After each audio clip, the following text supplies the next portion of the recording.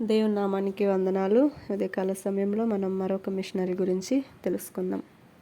Hope still pillow 1857లో ఇంగ్లాండ్లోని Kent లూయిస్టన్లో జన్మించారు. ఆమె థామస్ పిల్లో మరియు ఆన్ అస్పిన్ల 3వ సంతానం. పిల్లో తన కుటుంబంతో కలిసి న్యూజిలాండ్లోని క్రైస్ట్ చర్చ్కు వలస వెళ్ళింది. ఆమె ఆక్స్ఫర్డ్ టెర్రేస్ బాప్టిస్ట్ చర్చికి హాజరయ్యేది. 1889లో పిల్లో భారతదేశంలోని కలకత్తాలో ఉన్న జెనానా మిషన్స్లో చేరడానికి క్రైస్ట్ చర్చ్ నుండి బయలుదేరారు.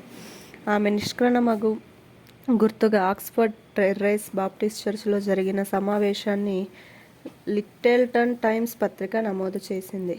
గత సాయంత్రం ఆక్స్ఫర్డ్ టెర్రేస్ బాప్టిస్ట్ పాఠశాల గది జెనానా కార్యంలో మిషనరీగా వెళ్తున్న మిస్ హోప్ స్టిల్ పిల్లోకు వీడ్కోలు చెప్పడానికి సమావేశమైన స్నేహితులతో నిండిపోయింది.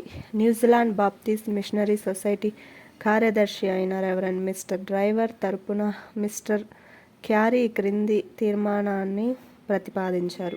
భారతదేశంలోని మహిళలకు సువార్తను అందించడానికి మా మధ్య నుండి ఒక దూతను లేవనెత్తినందుకు సర్వశక్తిమంతుడైన దేవునికి మా కృతజ్ఞతలు ఇందు మూలంగా తెలియజేస్తున్నాము. మరియు మా సోదరి మిస్ హెచ్ పిల్లోకు ఆమె పిలువబడిన పనిలో మా సానుభూతి కొనసాగుతుందని హామీ ఇస్తున్నాం. మరియు ఆమె ప్రయాణం సురక్షితంగా సాగాలని మరియు న్యూజిలాండ్ బాప్టిస్ట్ మిషనరీ సొసైటీ ప్రతినిధిగా ఆమె చేసే సేవలో మంచి ఆరోగ్యం మరియు సమృద్ధి అయిన ఆశీర్వాదాలు ఆమెకు తోడుగా ఉండాలని ప్రార్థిస్తున్నాము.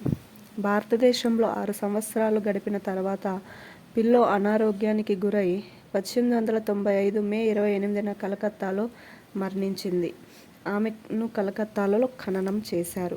3 నెలల తర్వాత 1895 ఆగస్టులో క్రైస్ట్ చర్చ్ ప్రెస్ ఆమె మరణాన్ని ప్రకటించింది. 1896లో పిల్లో మరణం తర్వాత Oxford terrace Baptist church pillow జ్ఞాపకార్థం ఒక రాతి ఫలకాన్ని ఏర్పాటు చేసింది. ఆమేన్.